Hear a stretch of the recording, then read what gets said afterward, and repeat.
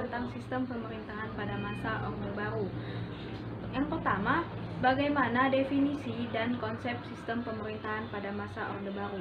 Sejak proklamasi kemerdekaan hingga saat ini, di Indonesia sudah mengalami beberapa periode sistem pemerintahan. Salah satunya adalah era Orde Baru atau Orba yang berlangsung sejak tahun 1966 sampai 1998. Orde Baru adalah istilah yang digunakan untuk menyambut masa pemerintahan yang terjadi di Indonesia setelah mundurnya Presiden Soekarno. Presiden pengganti Soekarno pada masa Orde Baru adalah Soeharto yang mendapatkan mandatnya melalui Supersemar setelah terjadinya peristiwa G30 SPKI di tahun 1965. Orde Baru dimulai dengan tekad untuk mengabdi kepada kepentingan rakyat dan negara yang didasari Pancasila serta Undang-Undang Dasar 1945. Era Orde Baru juga dibuat untuk mengatasi penyimpangan di masa Orde Lama. Berbagai kondisi lain seperti ekonomi yang terpuruk dengan tingkat inflasi mencapai 600%, munculnya teritura yang dipicu oleh latar belakang G30 SPKI dan lain sebagainya, turut menurunkan tingkat kepercayaan rakyat kepada pemerintah. Era sistem pemerintahan pada masa Orde Baru ini dimulai pada sejak 23 Februari 1966 sampai 21 Mei 1998 dalam bentuk Negara Indonesia Kesatuan atau NKRI. Sistem pemerintahan presidensial, bentuk pemerintahan republik dan Undang-Undang Dasar 1945 sebagai dasar konstitusi atau undang-undang yang berlaku. Secara sistem, pemerintahan Orde Baru tidak memiliki perubahan berarti dari era sebelumnya. Namun tetap ada beberapa perbedaan mendasar dilihat dari masa Orde Baru yang diubah karena dianggap sebagai penyimpangan di masa Orde Lama. Misalnya jabatan presiden menjadi seumur hidup dan belum adanya MPR, DPR, dan DPA yang sah. Sistem pemerintahan masa Orde Baru mengubah tatanan kehidupan rakyat dan negara dengan yang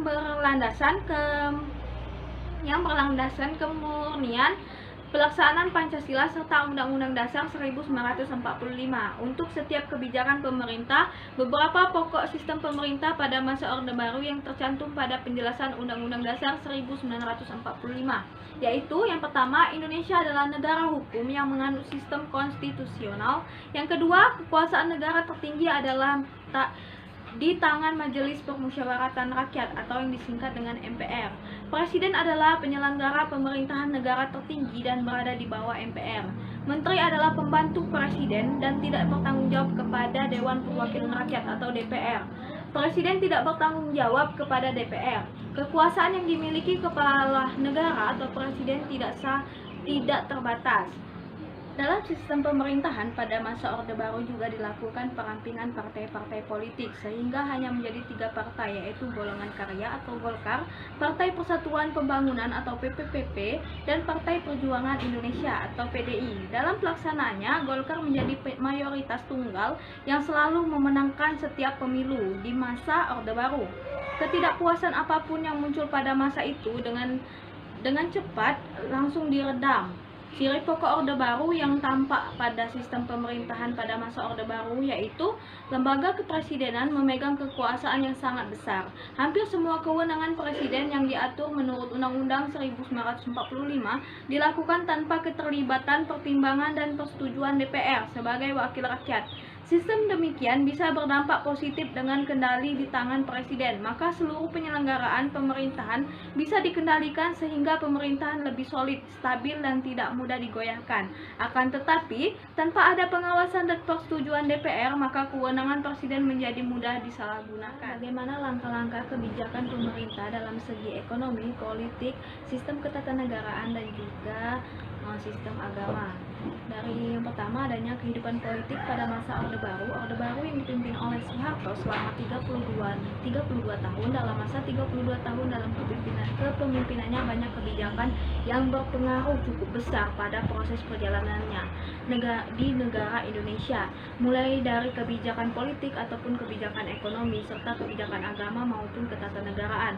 Kebijakan politik yang digunakan terbagi menjadi dua, yaitu kebijakan politik dalam negeri dan juga politik luar negeri. Yang pertama, kebijakan politik dalam negeri ini, kebijakan yang pertama itu adanya pelaksanaan pemilu tahun 1971 Yang kedua adanya penyederhanaan partai politik, yaitu partai politik ini dirampingkan menjadi 3 partai. Yang pertama adanya Golkar, PPPP, dan juga PDI.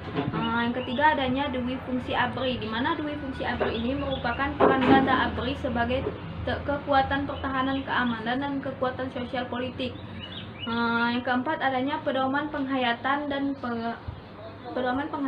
pengamalan Pancasila atau P4. Pedoman penghayatan dan pengalaman Pancasila P4 ini atau Eka Prasetya Pancakarsa mempunyai tujuan untuk memberi pemahaman pada semua lapisan masyarakat tentang Pancasila. Yang kedua, selain dari politik dalam negeri, ada juga politik dari luar negeri. Yang pertama, Indonesia menjadi anggota PBB kembali sewaktu Indonesia keluar dari PBB tanggal 7 Agustus 1965. Indonesia terkucilkan dari pergaulan internasional dan menyusahkan Indonesia dalam ekonomi maupun politik di dunia. Yang kedua adanya pemulihan hubungan diplomatik antara Malaysia dengan Singapura serta memutuskan hubungan dengan Tiongkok. Yang ketiga adanya memperkuat kerjasama regional serta internasional. Selain ekonomi, adanya kehidupan ekonomi pada masa Orde Baru. Pemerintahan Orde Baru mempunyai slogan yang mengungkapkan fokus utama mereka dalam memperlakukan kebijakan ekonomi, yaitu trilogi pembangunan. Isinya pertama, pertumbuhan ekonomi yang lumayan tinggi. Terus yang kedua, penyeimbangan pembangunan beserta hasilnya yang mengarahkan pada terwujudnya keadilan sosial untuk seluruh rakyat Indonesia. Yang ketiga, adanya stabilitas nasional yang sehat serta dinamis.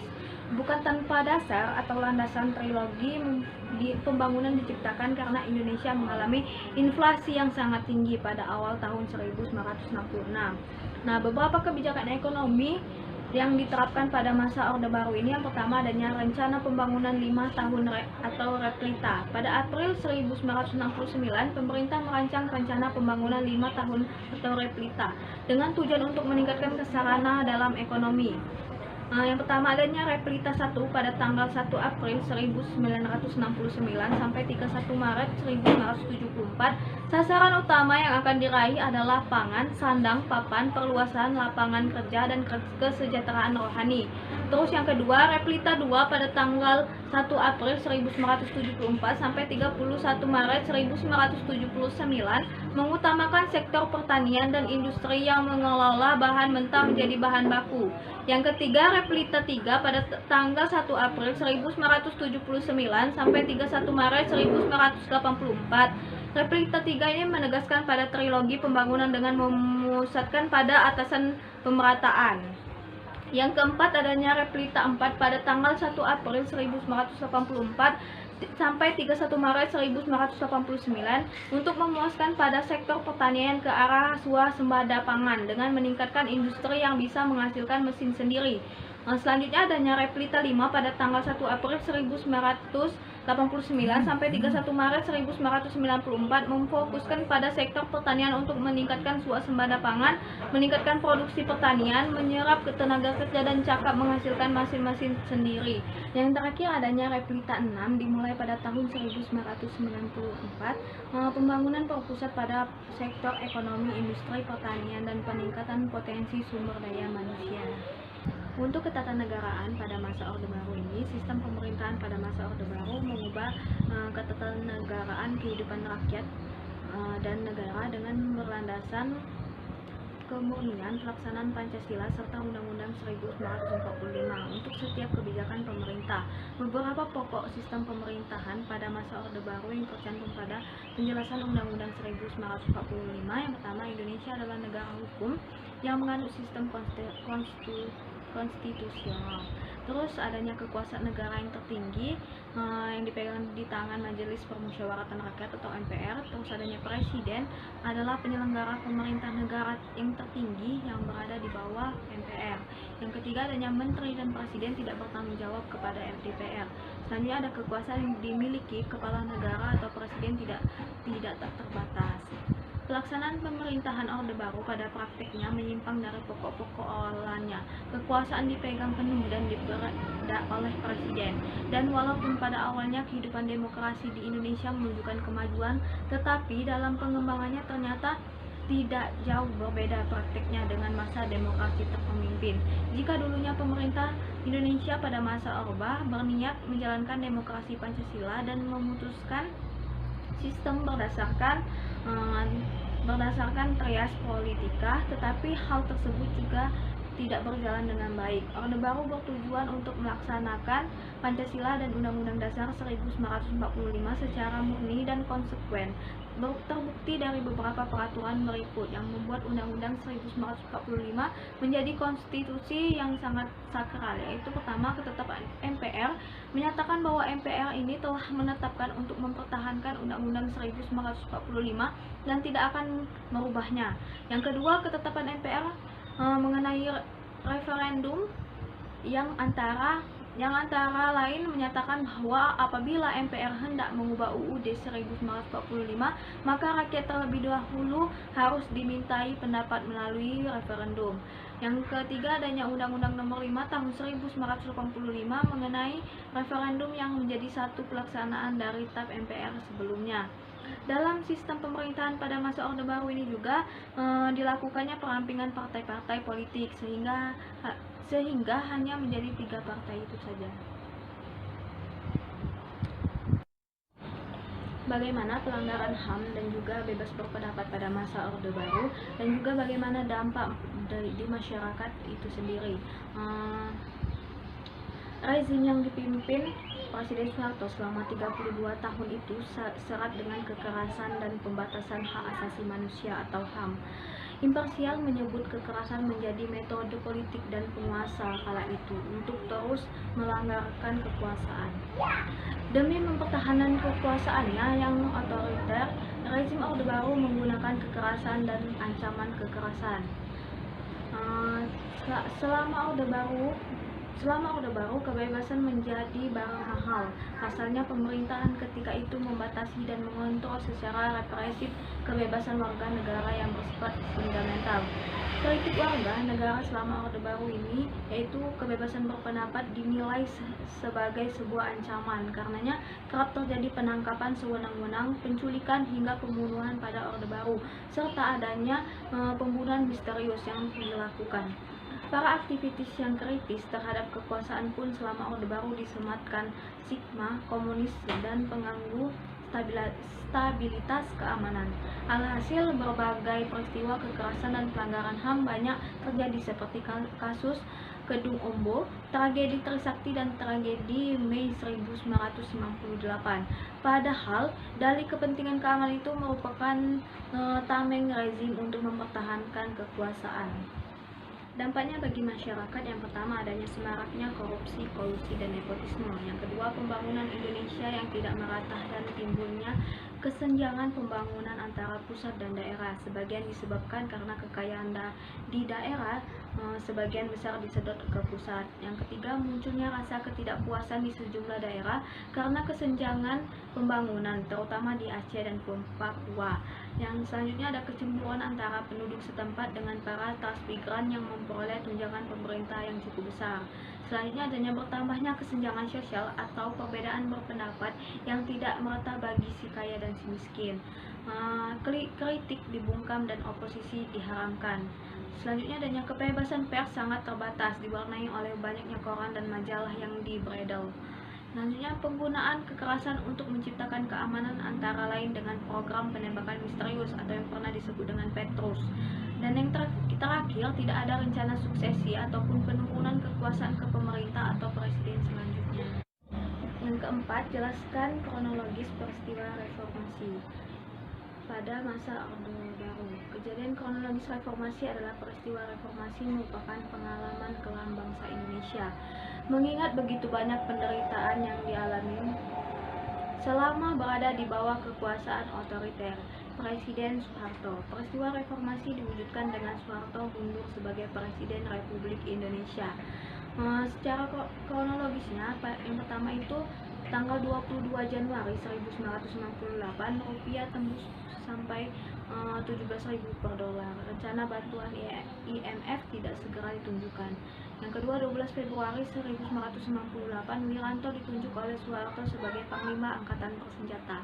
Selanjutnya tanggal 5 Maret 1998, 20 mahasiswa Universitas Indonesia mendatangi gedung DPR atau MPR. Kedatangan mahasiswa UI yang diterima fraksi ABRI adalah yang pertama, untuk menyatakan penolakan terhadap pidato pertanggungjawaban Presiden pada sidang umum MPR. Selanjutnya menyerahkan agenda reformasi nasional.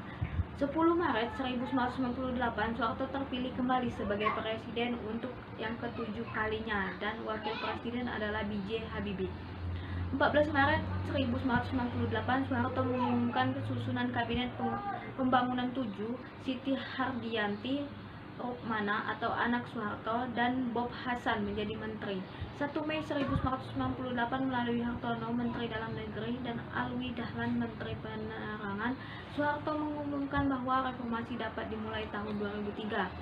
2 Mei 1998 menyatakan 1 Mei 1998 diralat dan menyatakan reformasi dapat dilaksanakan sejak sekarang 1998. 4 Mei 1998 harga BBM melambung hingga 71%, disusul terjadinya kerusuhan selama 3 hari di Medan dengan 6 korban jiwa. 7 Mei 1998 di Fakultas Teknik Universitas Jayabaya atau Cimanggis terjadi bentrokan antara mahasiswa dengan aparat keamanan, berakibat 52 mahasiswa menjadi korban. 8 Mei 1998 peristiwa Gejayan, 1 mahasiswa tersakti terbunuh.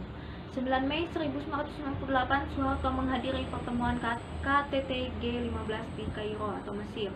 12 Mei 1998 tragedi Trisakti, 4 korban terbunuh dari mahasiswa Trisakti. 13 Mei 1998 kerusuhan pecah di Jakarta dan Solo. Dalam pertemuan dengan warga Indonesia di Kairo, Soeharto menyatakan akan mengundurkan diri sebagai presiden. Soeharto kembali ke Indonesia, etnis Tionghoa mulai eksodus meninggalkan Indonesia. 14 Mei 1998 demonstrasi semakin meluas hampir di seluruh wilayah di Indonesia. Para demonstran mengepung serta menduduki gedung-gedung DPRD. 8 Mei 1998 Harmoko sebagai ketua MPR dan ketua Partai Golkar meminta Soeharto turun dari jabatannya sebagai presiden. Pernyataan Harmoko menurut Wiranto tidak memiliki dasar hukum. Pembentukan Dewan Reformasi diusulkan oleh Wiranto. 19 Mei 1998 Soeharto menyatakan bahwa akan turun dari jabatannya dan menjanjikan secepatnya beberapa tokoh muslim Nurkolis Masjid dan Abdurrahman Wahid mengadakan pertemuan dengan Soeharto. Mahasiswa masih menduduki gedung DPR dan MPR. Terjadi bentrokan di Universitas Airlangga Surabaya. 20 Mei 1998 demonstrasi besar-besaran di Monas dibatalkan oleh Amin Rais. Selama 80.000 antara telah bersiaga di kawasan Monas. Demonstrasi terjadi di Surakarta, Medan, Bandung, Sultan Hamengkubuwono X bersama 500.000 orang demonstrasi di Yogyakarta. Pernyataan Harmoko, Soeharto sebaliknya mengundurkan diri Jumat tanggal 22 Mei atau DPR atau MPR terpaksa akan memilih presiden yang baru. 11 Menteri Kabinet Pembangunan 7 mengundurkan diri, termasuk Milioner Bob Hasan dan Ginanjar Kartasmita dan Syahril Sabirin, Gubernur Bank Indonesia. 21 Mei 1998 Soeharto mengumumkan pengunduran diri pada hari Kamis 21 Mei 1998 pukul 9 waktu Indonesia Barat di Istana Merdeka. Wakil Presiden B.J. Habibie menjadi Presiden baru Indonesia. ABRI melindungi Presiden serta tetap melindungi mantan Presiden. Pernyataan yang disampaikan Wiranto. Tanggal 22 Mei 1998 Presiden Habibie mengumumkan Menteri dalam Kabinet Reformasi. Pencopotan Letjen Prabowo Panglima Kostrat. Bentrokan nyaris terjadi antara pendukung Habibie atau simbol-simbol serta atribut keagamaan dengan mahasiswa yang masih berada di gedung DPR atau MPR. Mahasiswa menganggap Habibie masih tetap menjadi bagian rezim Orde Baru.